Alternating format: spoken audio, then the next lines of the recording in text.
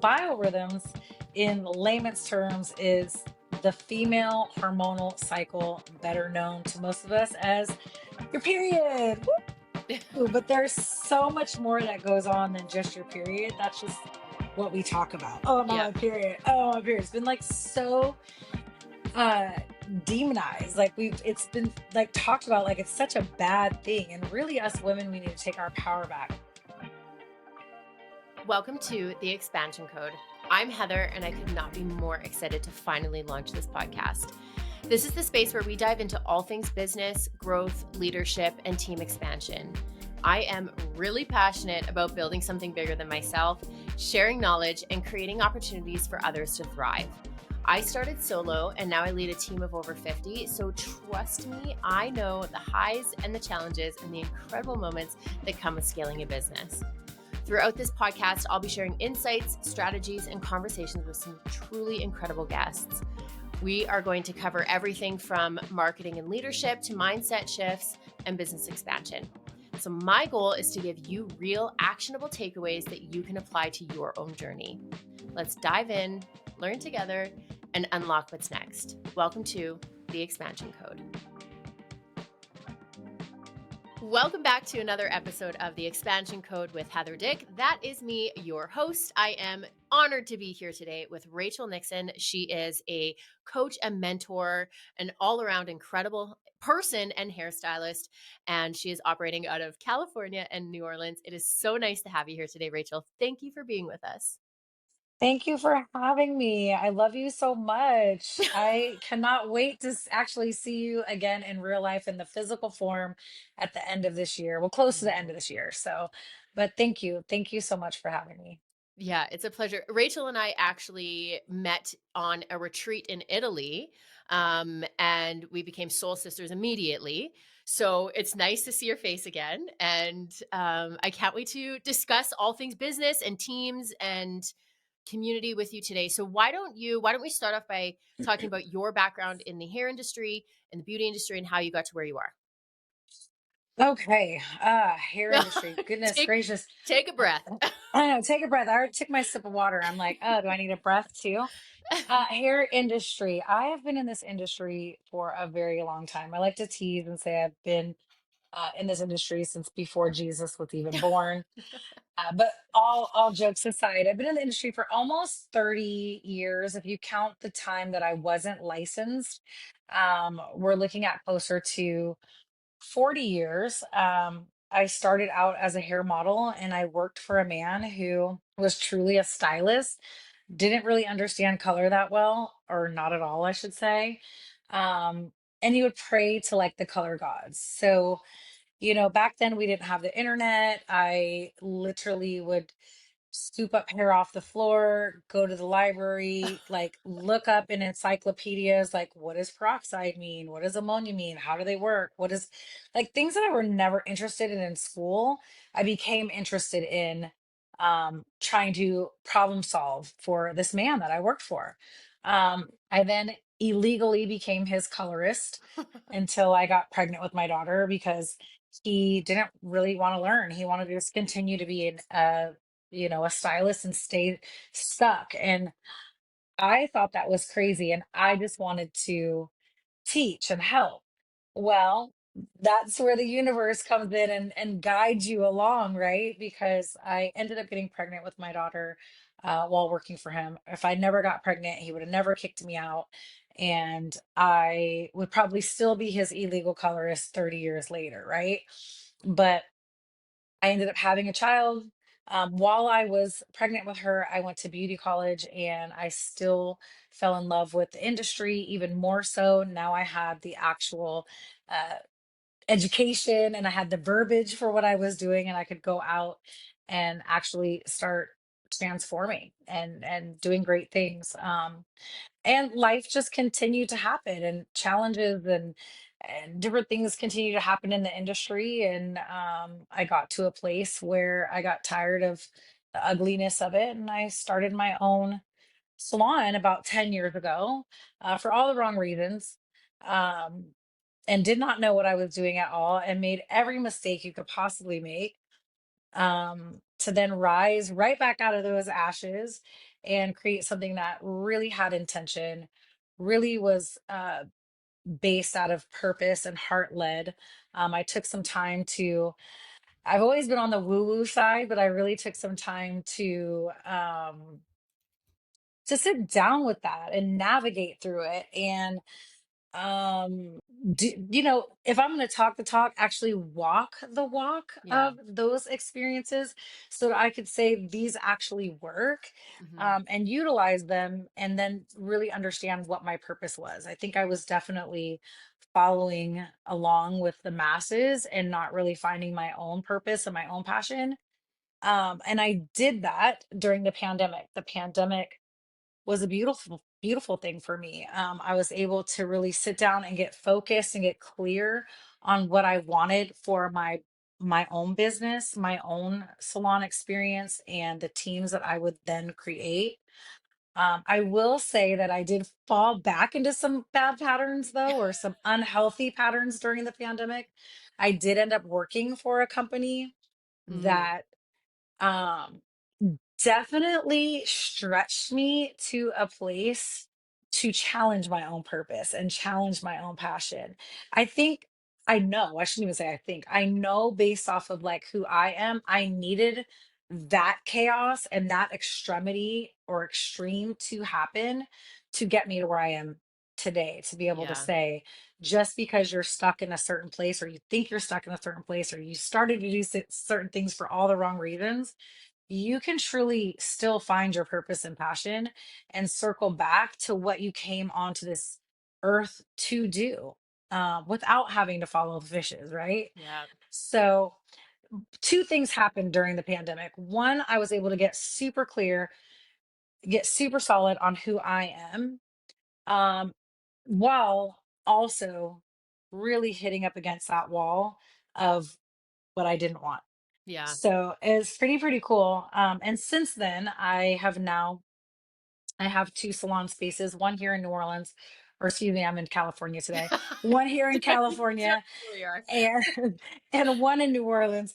My California space is my what I like to call the lifestyle lounge. You get to come in here and really just transmute, transform, release, let go of, and create that lifestyle while you're lounging, really release things. And then in New Orleans is more of my private sector. It's where I like to bring students into that space whether I'm doing a larger training or a one-on-one individual. It's where my creativity lives. It's where my soul really lives. So depending on the student and what it is that they are wanting to achieve in their experience with me, they'll have an option of going to my more intimate space, non-huge salon space, in New Orleans, or they can come here to Northern California where they will be met with at least four other stylists that day. Do people travel to you lots, like from all over the world? Yeah. How cool is Mhm. that? Yeah. I just had a student come in from South Carolina just last week. We Wow. spent 2 days together, and I would like to say she got the NorCal NOLA experience because my staff happened to all kind of be off those 2 days that she was Mm, here. So she did get to have more of that quiet, more intimate experience where she didn't hear the buzz of the whole salon going on. But some people like that. Some people like to have that loudness because it reminds them of where they are at and how they can navigate through their own space and learn how to like ground down and chill out even when there's chaos. I know that there's some people that work in salon settings that have 50 people deep in it at one time, mhm. which can be very overwhelming. So again, it just kind of depends on who you are, how you work on a day-to-day basis will kind of determine on our one-on-one experience what's going to be the uh best experience for you, whether it's truly one-on-one quiet like how you and I are right now, or out in a space where there's actual noise and other people filling those I voids.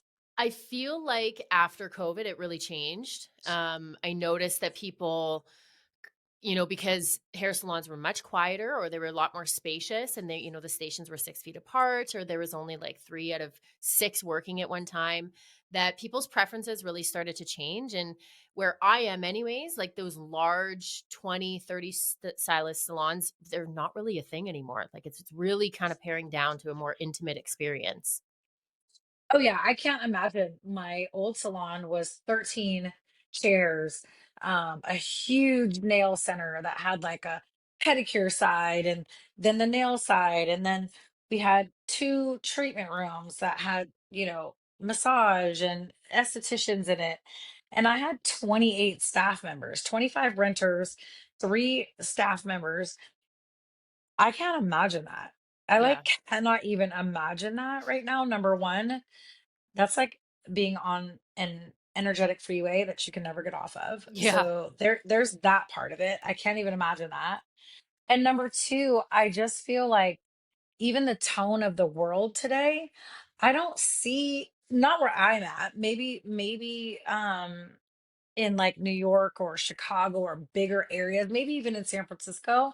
But where I'm at, even in New Orleans, is still, even though it's a bigger city, it's considered a big city, it's still got that hometown very like chill vibe to it. I mean, come on, it's called the Big Easy, right? Yeah. So even when because I had a larger salon in New Orleans right when the pandemic happened, I had opened that space. The same time I opened this space here, my new space in California, I scaled down my salon in California during the pandemic. So I closed that big space, moved to another space in town, but now we only have 5 stations. We have 3 treatment rooms. So I added a treatment room. We have a smaller nail space. So I still have all the components of what I had in my original salon prior to the pandemic. But again, the energy, the intention, it's on a smaller scale, but I'm still able to have 15 stylists work here. We just rotate, their time. They have different time frames, which is great. And in New Orleans, I scaled down as well. I had a 4 station salon and I took that down to, it has 2 chairs in it. I moved it onto my property and I created more of an intimate experience there. So, in both places, I definitely scaled myself down to create that space that was just felt better for me. I can still maximize on having smaller areas. For Hmm. example, in New Orleans, when I do what I have an offering class that I teach called Train the Trainer. So when I have stylists that have committed to that program, I can take all of them. Part of it is coming to me to one of the locations. And usually I do it in New Orleans. But you come and you do your actual training in New Orleans. It's a lot easier to go find a model on the streets of New Orleans than it is in Petaluma, California, right? And just my soul, my creativity lives there. So you get this different piece of me than you get in California, where I have to put on more of that very business. I'm running 20 something people in this space. So even though the space is smaller as far as like how many stations are available here, I maximize on my salon space here. I'm making sure that, why only open it to 5 stylists Hmm. when we can create different scenarios where, and nobody wants to work 7 days a week. Like, who's going to work 7 days a week? I don't Hmm. want you to work 7 days a week, Hmm. So being able to rotate my stylist, being able to hold my salon open for, I mean, 12 to 15 hours in a day. I mean, there's 24 hours in a day. You're not sleeping for 12 of them, I wouldn't think, and if you're only working 8 of those hours, you have to make a whole lot of money to keep your salon open if you're Totally. only going to be open 8 hours a day. Now, we are an extension motivated, I like to say, salon. Okay. We do lots of different hair extensions, hair loss, stuff like that. But that's not all that we encourage. We are, at the end of the day, a salon.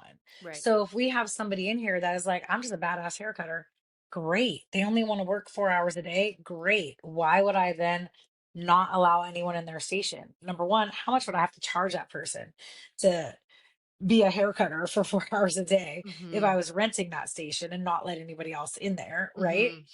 It's just, it's a better flow when you can maximize on your space. So I don't want 28 people in here at one time. Yeah. The most I want in here at one time is probably 10, but I can have 30 to 40 staff members.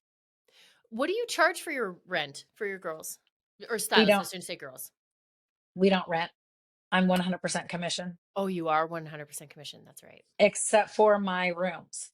Right. So my rooms I do rent out, and I do have a daily rent for my rooms of 125 a day. How does that work scheduling wise? Like, isn't that a scheduling nightmare? Or does everyone, like all your renters, just have like a shared calendar? So I only have one room that's a rotating rent. Oh, okay. So the possibility could only be for 7 people Right. at the most. You know what I mean? Because I do a full day. I don't do half days because I don't want them to overlap, and then the cleaning part of it, Yeah, and you moving know? things. Yeah. Yeah, and in my rotating room, so all of our rooms are med spa compliant, and we have med spa insurance for ourselves. Mm. So we're permitted for all of it. So I have a nurse that comes in 1 day a week. I have a stretcher that comes in 1 day a week. I have two body sculptors that one does 2 days a week. The other one is a body sculptor and a esthetician. So she does 2 days a week. And then they can always grab that last day if they want to. Somebody can always schedule for that. And I do have a Calendly link for them so they can see what's already been scheduled and they can just put themselves in for that day. So you can just make a Calendly on the calendar. Yeah. And I think that making things lots of times we overcomplicate things. It doesn't need to be super super hard. Like let's just get an automated calendar, something that everyone can share and then they can figure it out. Especially when you're working with contractors or experienced service providers, they're big people. They can do it on their own, and just pray Yeah, that they don't conflict. right. Yeah, and then my stylists, they're all, so I tried when I came over here, I really did try to have renters again. But for me, there's nothing wrong with renters at all. I say I have a hybrid salon in the sense that my anybody who's not a stylist or a anybody who's not a stylist can rent, right? Right. Because they just seem to be easier for in my experience. Just it's easier. Like here's the situation. This is what you do. Here's the contract. Super simple. Even my nail girls have all been renters. Mhm. They literally I have one nail station, so they rotate that out. Again, it's a calendar. They decide what days they're working, they commit to it, they know what their daily rent is, blah blah blah. It's been really smooth. For some reason, in my experience with hairstylists, um, and I don't know, maybe it's because I wear rose-colored glasses 90% of the time. I don't know. But have my interview, have the conversation about my culture, all these things. I do the interviews exactly the same as I do with commission, as I do with renters, and it feels good. It seems like they're totally committing to our culture. And then they come in and no, it's like having an apartment building again with like no walls in it. This person decides that they are going to put their stuff here or do how they want to do, and they don't adhere to how we're all moving and flowing in here. And so it's like having a wasp come into the beehive. It's like, I'm a bee. No, you're not a bee. You're a fucking wasp. You know what I mean? Oops, excuse me. Sorry. That's fine, it's fine. I don't know if we can swear on these No, you're podcasts. all good, you're all good. But you know what I mean? And so with Yeah. that being said, that has been my experience. And so like I have had a hard time with that, especially when I mean, in our contracts with renters, it does say that like we can give you a 72-hour notice, you can give us a 72-hour notice, no questions asked, deuces. But I don't even like that feeling of having to do that. That's disruption. It creates chaos. It creates this like little bit of a crack in your foundation. And so I have found that if I bring my stylist in on a base salary plus commission, in the state of California, it's called base plus parts or base plus piece. Um, it has created more of this community and this culture Hmm. that I am trying to share with my stylist to help them grow and enhance themselves to that next level, whatever that is. They do have an opportunity, though, when they get to a certain level to become a renter. So they do have the opportunity if they want to, or to become a shareholder.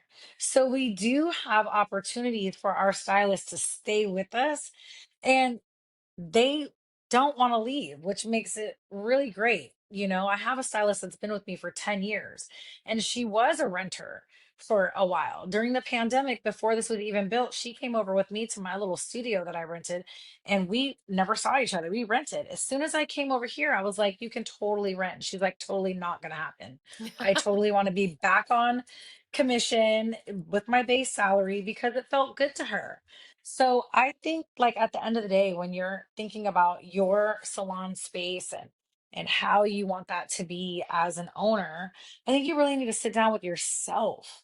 You know, just because I was a renter and I didn't want anybody telling me how to run my business and this and that and the other, or I didn't want to be on anybody's commission. Whereas that worked for me, I didn't realize that I was this baby salon owner in the making that actually didn't want to have renters that could tell me they didn't want me to tell them what to do and this and that and the third. Just because I was one of them doesn't mean that that's what I actually wanted in my salon space. And I think that that's where I, originally in my very first salon space. I won't say went wrong, but like that's where I had to make some adjustments.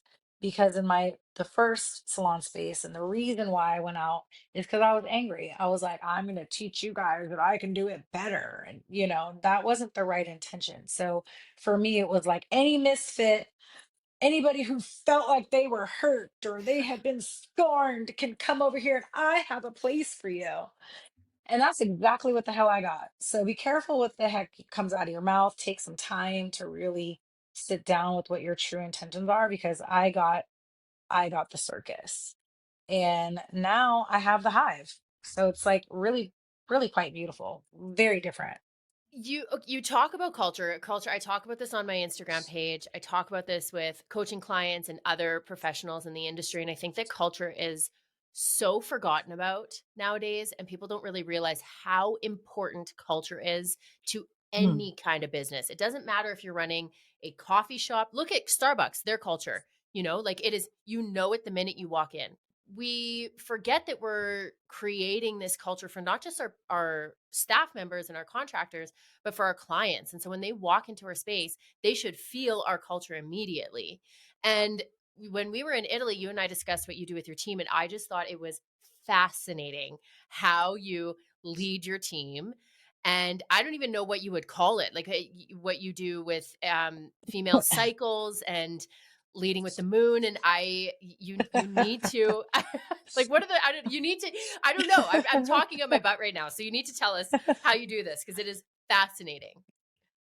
Okay, well, I am also, like I said, I've got the woo in me, and I love that I've been able to successfully incorporate it into the workspace for wellness, success, and harmony in the workspace, which again, Mm, I did not have 10 years ago. It was just crazy, right?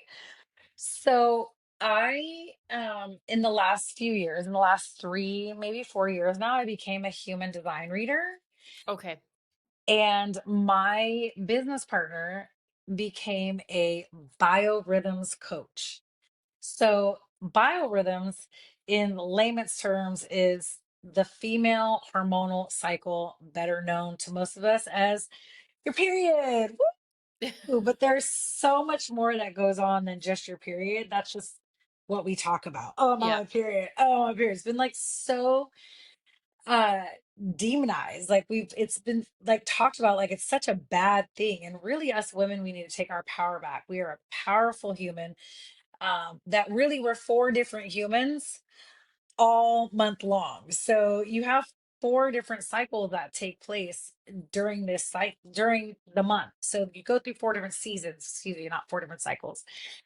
And knowing where you're at in those cycles can really help you be more successful and also be able to articulate what it is that you need based off of where you're at. Now, you combine that along with your human design, and you could take the simplest part of the human design, which is your defined energy centers, which is usually what I start out with my stylist, because 90% of the time they're not tracking their period, and 90% of the time, they've never heard of human design when they've come in here. I'm the first person to introduce them to not their period, but the tracking of it, right? Yeah. And the understanding of actually what happens.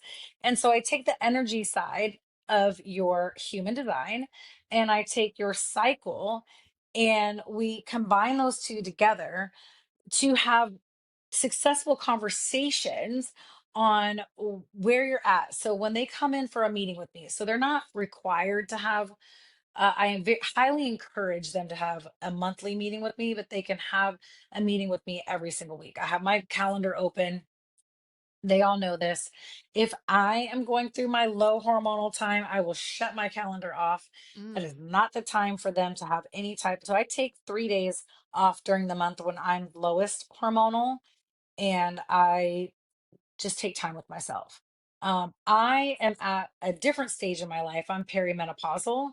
So for me, that could happen at all different types times in the month. I'm now working with, like I said, my biorhythms coach to help now women that are going through what I'm going through, uh, not stop the success and not like overwhelm themselves. So there's a little bit different how you would work with somebody who is perimenopausal, Right. but the majority of my staff is not perimenopausal. The majority of the staff that I'm bringing in are these brand new girls. I hate to call them girls, but brand new women coming into the industry, or they've been in the industry for like less than 10 years, right? That's what my staff is like. So um, none of them are perimenopausal currently. Most of them are ready to go.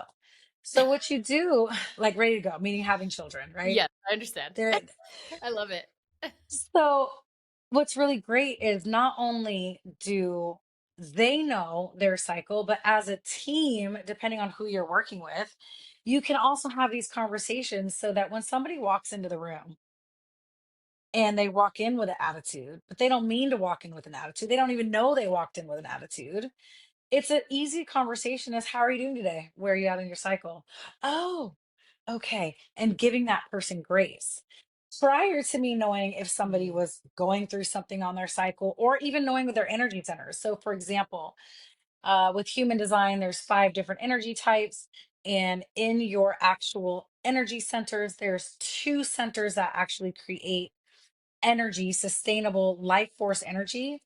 And there are some people on the planet that don't have those centers defined, so they don't make that energy naturally.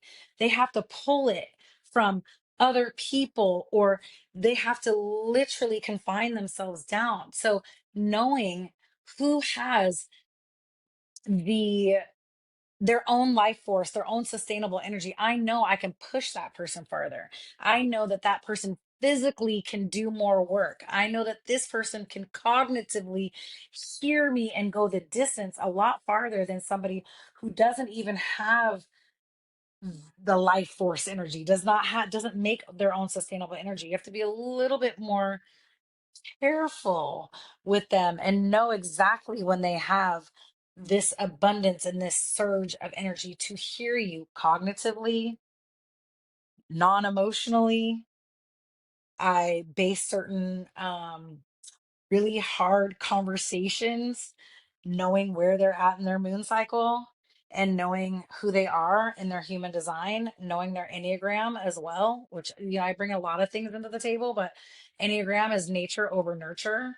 So what motivates that person and what drives them to do that based on how they were um raised, what society showed them. That's their Enneagram. Their human design is who they are when they came to this world. This is just a blueprint of who you are. So I use these different tools to really kind of get a little bit deeper with each individual person so that they can maximize on their success, not just behind the chair, but in front of it and in their personal relationships and whatever they want to do outside of here. But even more so for themselves, so they can understand themselves better. One of the gals that started working here because she thought she had to do nails. She went to school and she thought she had to be very linear. This is what you do. You get out of high school and I haven't been doing anything for a whole 2 years. Oh, whoa, I'm almost 20 and I haven't done anything with my life but work. Okay, so what? Who cares? You're 20. You've got your whole Yeah. life ahead of you. Yeah. Well, parents honor, honor, honor. She went to beauty college. She became a nail artist. We set up shop for her right here. Through working with me, she realized I hate doing nails. I Mm, hate the minute somebody comes, she doesn't hate doing nails. She hates talking to people. She has anxiety the minute somebody comes onto her books, but we found that out discovering discovering her through taking these tools, taking a look at it, looking at her human design and realizing you're going to do a lot of things in your life. So she left here. Guess what? She's coming back next month to start doing nails 1 day a week because she's finally had the moment to go out and discover what feels good to her, what doesn't feel good to her, and she was able to do that in a safe space. So we create this safe space here and we have no attachments to anything. We love that you're here, but if you got to go, bye. yeah. Okay. And Rachel, if you I want to come back, if you want to come back, because again, we've created this safe place for you to discover yourself. Okay, we need to take a little break because, shocker, this podcast is brought to you by my flagship company, Blush, and I need to give a shout out. So, not only does Blush sponsor my lavish lifestyle, it also sponsors this podcast. Shouts. If you know me, you know that I do not play around when it comes to beauty and self care, and that's why Blush is your one stop shop for looking and feeling your best. We genuinely do it all: hair, makeup, nails, massage, tattoo, medi spa. Basically, if it makes you feel like a goddess, we probably offer it. So, whether you're looking for a fresh balayage or a relaxing massage or a little of that I woke up like this glow, we've got the experts to make it happen. Think of it as self care, but with a little extra love, sunshine, and family. And actually, with our most recent expansion, we now have a private gym, physiotherapy, chiropractic services, and a lot more to help your body. So, if you are ready to treat yourself, book an appointment at Blush Artistry because let's be honest, life's too short for bad hair and uneven eyeliner. You can find us at blush-artistry.ca or over on Instagram at blushartistrymua. Back to the episode. I have so many questions. First of Okay. all, okay, take your sip of water. So, Thanks. I'm gonna look at my notes here. Okay, so you said there's, I mean, I we all under as females, most of us, I mean, I understand that there's 4 different phases of our cycle, right? Right. I would like for you to break that down for us. What happens in those 4 different cycles? When we were in Italy, I'll never forget when you said this to me. You said, "Sometimes if my business partner comes at me and wants to have a meeting with me and I can just feel she's got this like weird energy and I say to her like, "Hey, where are you at in your cycle?" And you're like, "Oh, I'm not talking about you this week. We're going to talk about this next week." That's fascinating to me. So I would like to know the 4 cycles, and then I would also like to know if you encourage your team to converse that way as well, you know? So, like, if so and so walks in and you can tell that they're in that, like, sassy mood, do you encourage your team Yes. to okay, Yes. tell We tell all talk about it like I mean, I'm sure clients that don't know us very well or brand new ones, I'm sure they're like, what the fuck did I just hear? I'm sure that we get that, but we become known for it, I think. But Yeah, it is a conversation. I mean, it's just like sitting down and it's just as simple as like using the bathroom, honestly, in our salon. We now literally just sit down and like it's just a common conversation. We'll be all sitting at the break room, or we don't have a break room, we have a break space. We'll be sitting at the kitchen table and how you doing today? Good. Where are you at in your cycle? It's like a normal conversation for everybody just to have. We just ask each other, especially if we feel something. We know when somebody's walked in the room that the energy has shifted yeah, And where is it? Is it a cycle thing? Um, Again, I know everybody's human design, so I know what their authority is, what speaks to them. And a lot of the ladies in here have emotional authority. And where this part, why I'm bringing this up is because this is where it really translates into your cycle. So there's four phases of your cycle. You've got your first week, which is your shed week, which we all better known as your period or your menstruation. And why we put it in weeks is we are going to follow a 28-day cycle, but every woman is different. So like for me, when I'm on my shed, it's like 3 days. And that's the easiest time, honestly. It's like building up to it, which is hard for me, but everybody is different. So it's really good to journal and kind of understand where you're at and know where your emotions lie. But your first week is considered your shed week. That is, could be 7 days, could be however many, but you want to really like dial in what that is for you. During that time, you're more intuitive, you feel more, you're going to be more emotional. This is when you have nothing left, no estrogen, no progesterone, nothing. You don't even need to eat that much. You could totally fast during your cycle. You could do a cleanse during your cycle. But this is the time when you're probably not wanting to do 12 and 15-hour days behind the chair. This is not when you're going to be doing a power presentation. This is not when you're going to go and teach, an educator. You're not going to go do your classes because you're not going to be articulate. Probably be crying all over the place. People are going to be like, what the hell is wrong with this person? It's because you have just like, you're depleted. You have nothing. So that's, whatever, 1 to 7 days. Once you're done with that, you go into what's called your plant stage. So you're starting to now create the environment to grow something. So you planted this seed. That's why it's called plant, right? And in this time, you can start to do a little bit more. You can start to work out a little bit more. You can definitely lift more weights. This is when your insulin levels are higher. So you can eat a lot Mm. of sugar during this time. You're starting to build. So I think of it as like going up the mountain. You're gaining this energy to do stuff. It's really great. You can start to have longer days. um, awesome, great. Then there's the third phase, which is only for like 2 to 4 days. It's your ovulation. It's a very small, small window. This is when you become superwoman. You can you can work 15 hours in that day. You can go do the workout. You can really do strength training really hard. You can have sex. You can fast during this time as well. You don't need as much. So this is the Mm. next part of your life or the phase in your cycle that you can fast for 2 to 4 days. That's it. No more than that, done. It's only a 2 to 4 day time. This is when you've hit that place where we can have a baby, we can start growing things, we can grow life. It's amazing. But that's taken a really big toll to get up to that spot. Okay. So the minute you ovulate, what happens is you tank. And I think I said this to you in Rome too, when I was asking people and they were saying different things. I was like, where are you at in your cycle? Blah, blah, blah. I know I said this in Rome. And I think I said to Kelly, where are you at? I said, did you just ovulate? And she was like, yeah, like 2 days ago. And I was like, well, you just tanked. And she was like, oh my Yeah, God, she that's didn't so get out from true. under the blanket. She didn't want everyone bring me snacks. I'm hungry. I want to be cozy. So what happens is you've gotten all the way up to this peak to the goal. Our biology is the goal is to, now we've got something that came up in here. Now we're going to create life, and now life is going to happen, which the next 2 weeks is grow.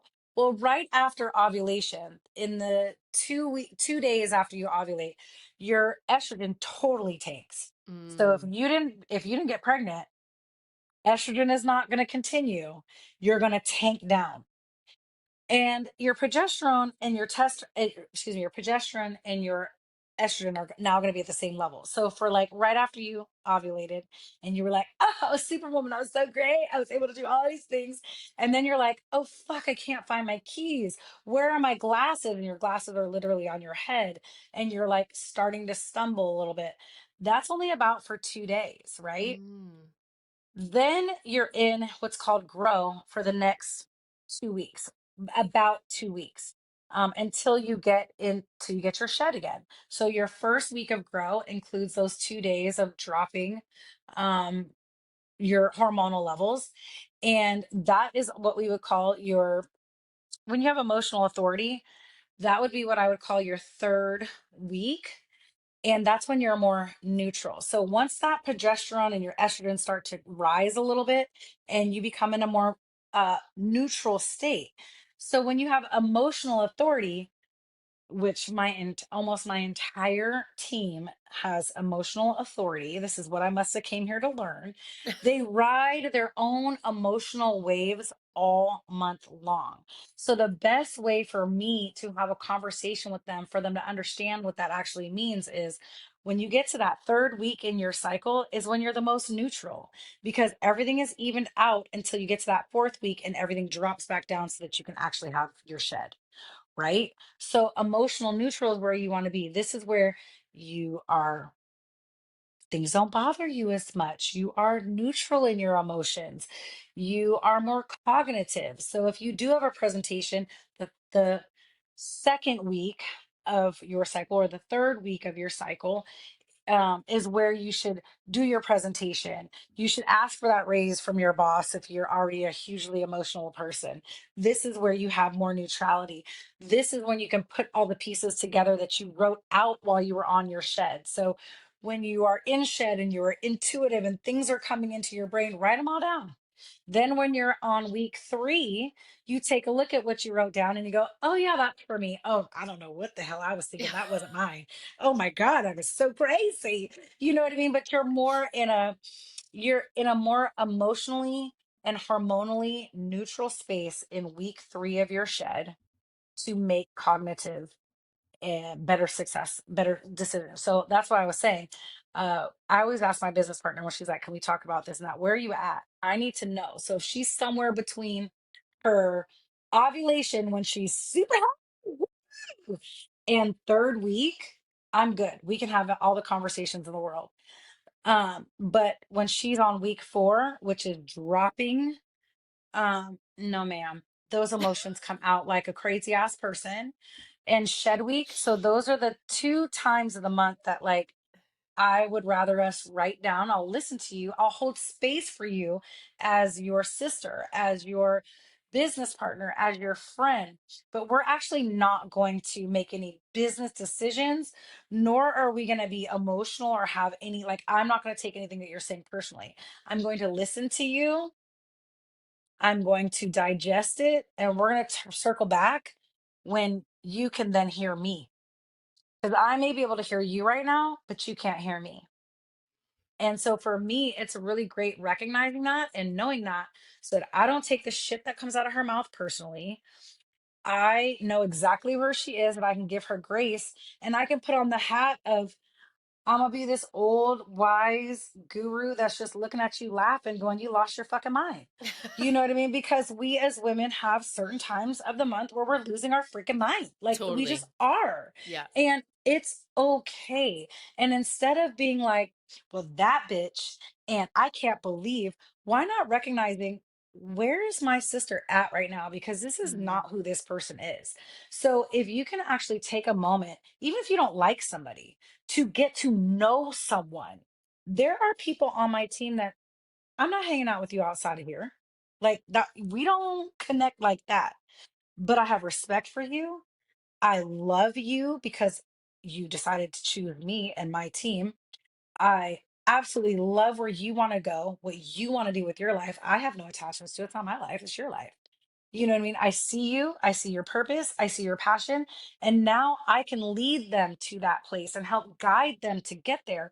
Where in my past, I would have been like, deuces, you're fired. I don't like you. I can't even understand you, because I couldn't even understand where they were at in that moment. But then next week I'll be fine. You know what I mean? Maybe they'll be fine next week. Where are you at today so that I can see you for where you are at right here, right now, and we can circle back and help you later? Or woohoo, you are in the right space. Let's get all your goals taken care of. Absolutely, you know, totally taken care of. Get you on the right path, get you going. And it's amazing the success that I see from it. It's I hope that every single business owner in the world can listen to this episode, because I'm sure even as we're talking, I'm like, "Oh yeah, when Rachel freaked out." I'm gonna say Rachel. I actually have a salon It's manager fine. named Rachel. I shouldn't say Rachel because I do have a Rachel. But when Heather freaked out about the glasses at the coffee bar, and then I saw her 4 days later and she was completely fine. It's like you look at someone and you're like, "Oh my gosh, she's off her rocker." But we all do that stuff. We all walk in with that, like, kind of, back up and a little bit defensive or in whatever kind of mood. And, I mean, I'll speak to my team because they're very, very good with understanding one another. Um, but I think that everyone could be better, especially with Yeah. something like this. And human design, I mean, that's a whole other episode, but it is fascinating the things that you learn, and it's not just like, "Oh, I'm a Taurus." It's so much deeper than that. Yes. Yes. Oh my gosh. Well, what I like about human design is it takes astrology, it takes numerology, it takes the I Ching, it takes the Kabbalah, and it takes quantum physics. And I say it puts it all in a cauldron, mixes it together, and the moment you come out of the body, it's like thrown onto you. This is who you are. It's very fascinating. It gave me so much permission to stop saying I'm sorry for the things that Mm, I'm not actually sorry for. They are who I am, and you either accept it or you don't, but I can't change it no matter how hard I try. It's like trying to take the stripes off of a zebra. You can't. yeah. So this is just who you are. The interesting part about the other modalities that I bring into some of my programs is, and I used to like I dropped the Enneagram for a while I was super into human design, but I have really brought it back into my spaces that I help or I guide and teach in, because the Enneagram is an interesting modality as well, because it's based off of how you view the world, how the world views you, the world presented itself to you, and what makes you do the things you do now based off of what you've seen and what you've experienced.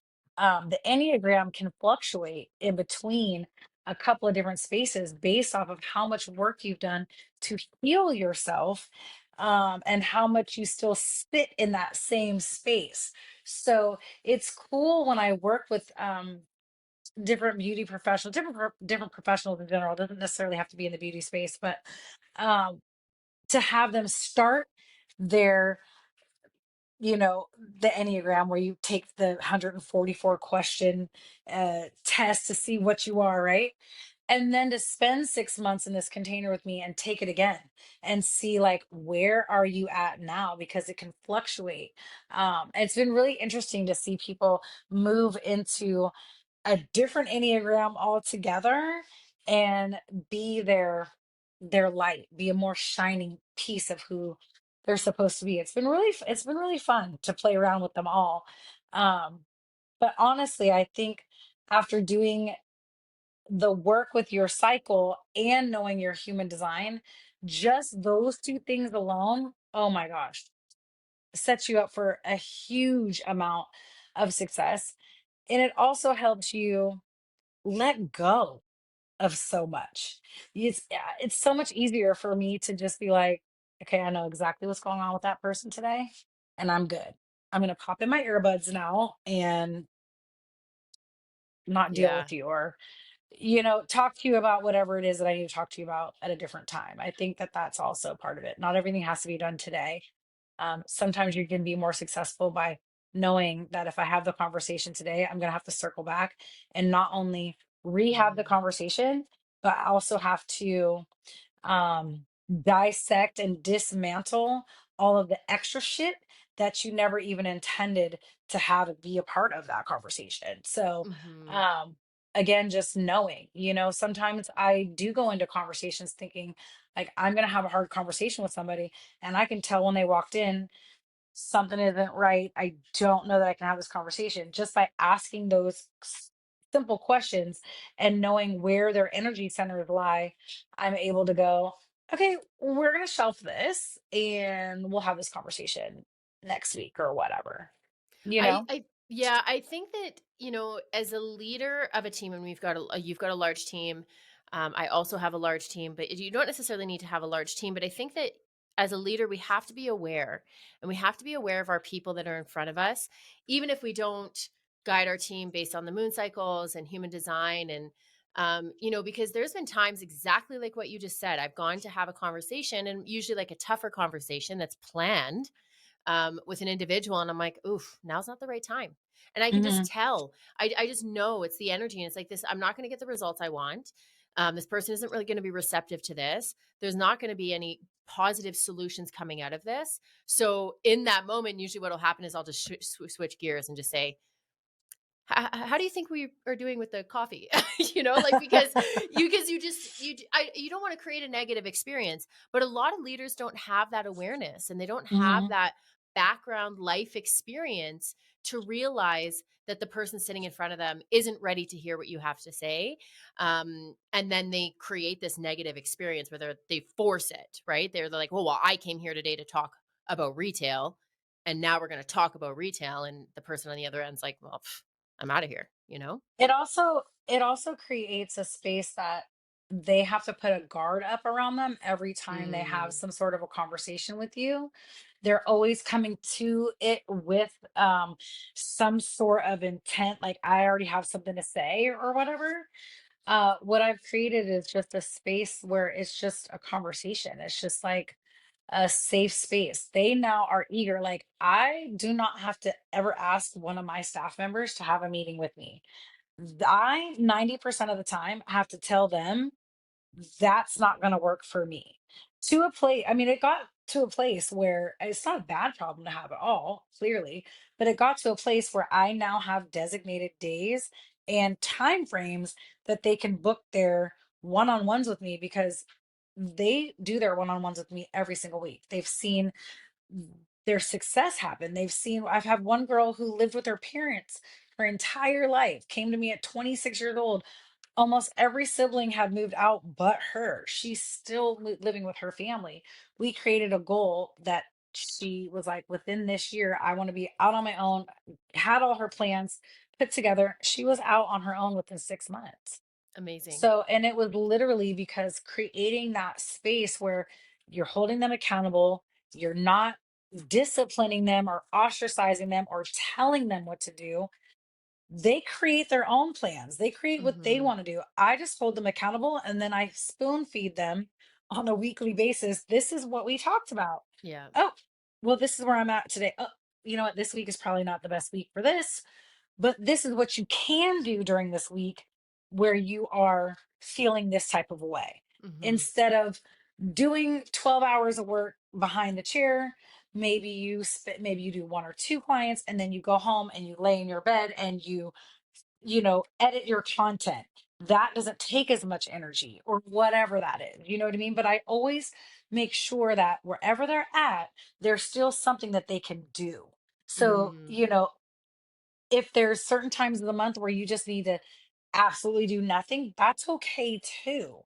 You know what I mean? But I also don't want them to use that as a crutch.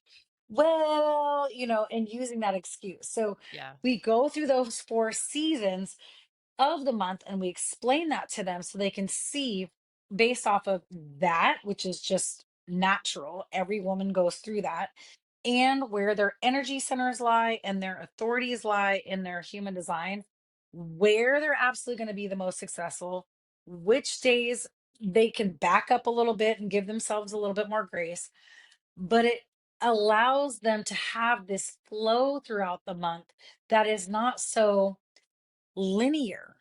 You know what I mean? Where every day I got to get up at 4 and I got to do this at 6 and I got to do this at 8. No, you don't. You Yeah. have to go with what flows for you. But here's how we're going to do it, based off of you, not based off of me. Not, people will say it all the time. How do you do it? I do it because I can, like this is based off of my body and what I'm can do. And I used to get upset and get frustrated with my team that they couldn't produce the way in which I did and in the time fashion in which I could do it in.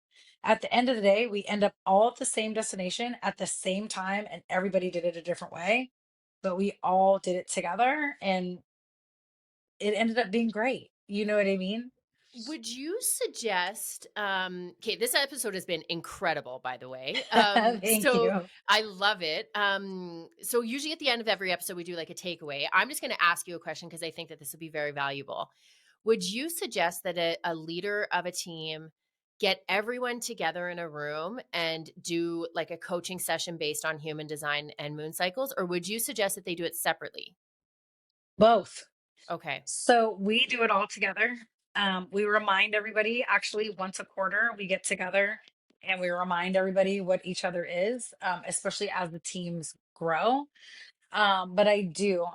We actually have women's circles here in groups where once a quarter we do have where we invite people actually in from the outside, but Mm, where we do talk about your human design, we talk about your biorhythms so that collectively everybody knows what we're talking about at the same time.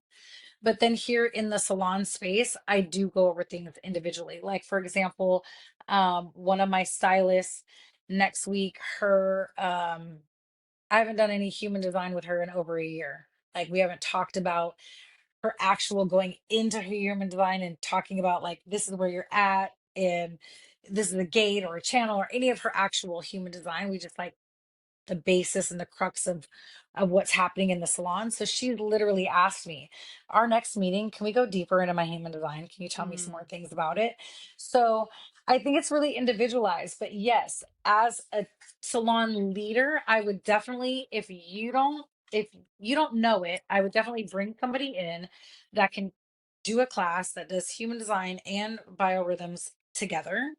Um, it's a really fun exercise for like your with your human design, like all the women are going to be the same. We all have cycles, right? But right. separating people, like here's your manifestors, here's your manifesting generators, here's your projectors, here's your, which probably no one will have reflectors, but if there are, there might be one or two, but it's interesting to put them and categorize everybody and let people see and then explain, kind of break down how this person operates, what these things actually mean, because you will literally see your entire room soften and go, oh, that's why Janet is like that. She doesn't know. Mm, She has so much energy and doesn't even know how to deal with it.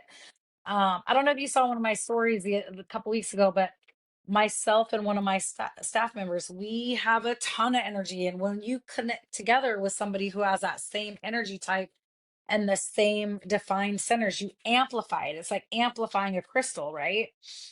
And her and I were both like, like all over the place. And we knew that the only other girl in the salon that day does not have that type of energy, was already like low energy already. So that could have been very overwhelming, almost like, we're pushing something extra on her, by mhm. just our energy. So we literally got the sage out and we're burning sage and dancing all around and getting our energy out in the salon so that we could have a more even tone for this person to work in. And it was funny. She was like, whatever you guys did, I feel so much better because both Oh. of you guys in here, I felt like I was going to throw up. I just was feeling very, very nauseous. And we both recognized that we had made an abundance. So, yes, to circle back and answer your question very easily, um, I would do both. I would Mhm. spend some time getting to know and understanding both modalities, and I would definitely bring somebody in and do a group experience. It's a really good team bonding and it's a really great start if there is any weird stuff in your salon space as far as like emotionally or perception is concerned on a different on a individual. um it'll definitely help people soften and open their hearts to others for sure. Wow, beautiful. You're such a light. Thank you. Thank you. Um, Okay, so we're going to close this episode. I'm going to have you back on the show because I would love to talk about your other ventures. But Yay. we like to keep things bite-sized for our listeners. So where can our listeners find you? They can find me on Instagram. I'm hand tied stitch queen. And then if you want to kind of dig around into our offerings and whatnot, I also am the owner of everything hand tied hair. Awesome. Oh, great. Thank you so much for being here today, Rachel. You're so welcome. Thank you for having me. You know what? And also, I'm going to get you to link your resources for everything so we can have it in the show notes for the listeners so they know where to go easily. Okay, perfect. Awesome. Okay, thank you so much. Have an awesome day. Thank you. All right, another episode bites the dust. If you loved this conversation as much as I did, don't forget to hit follow, leave a review, or even send it to a friend you think would enjoy it. And because I like to keep things fun, we're always running giveaways with our amazing guests. So make sure to check out the show notes, our Instagram page, get in on the details on how to get the free stuff because it's free and fun. And who doesn't like that? Another little disclaimer. While I love sharing advice and business wisdom, I am not your lawyer, I'm not your accountant, and I'm not your fairy godmother. If you do want to be best friends, though, you can hit me up. Everything on this podcast is for educational and entertainment purposes only, so no lawsuits, okay? Thank you for hanging out with me today. If you'd like to hang out more, you can find me on Instagram at I am Heather Dick and at the Expansion Code. And all of our free resources and consulting packages are on the website www.theexpansioncode.ca. I appreciate you being here more than you know. I will see you next time.